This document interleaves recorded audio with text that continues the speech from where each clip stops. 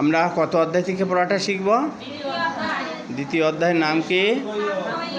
এখান থেকে আমরা কত কত নাম্বার শিখব? 13 এবং 23। 13 নম্বর শ্লোকটা আগে দেখি। দেহিনস্মিন যথা দেহে কৌমরম ইবনম জরা তথা দেহন্তার প্রাপ্তি হ ধীরস্তত্র ন মুয়তি। দেহিনস্মিন যথা দেহে কৌমরম ইবনম জরা তথা দেহন্তার প্রাপ্তি হ ধীরস্তত্র ন মুয়তি। এবার 23 নম্বর শ্লোক। নৈনং ছিন্দন্তি শস্ত্রাণি নৈনং দহতি পাবক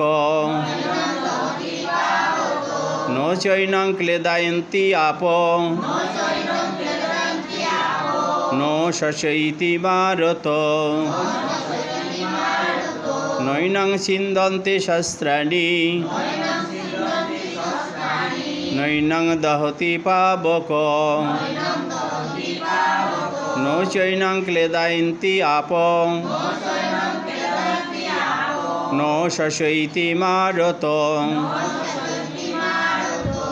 শ্রী ভগবান বললেন 13 নম্বর শ্লোকে, জীবের দেহে বাল্য যৌবন ও বার্ধক্য কালের গতিতে আসে, তেমনি কালের গতিতে দেহান্তার প্রাপ্তি বা মৃত্যু ঘটে।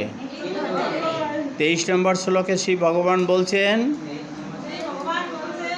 আত্মাকে অস্ত্র দ্বারা কাটা যায় না, আগুনে পোড়ানো যায় না, রৌদ্রে শুকানো যায় না, জলে ভিজানো যায় না।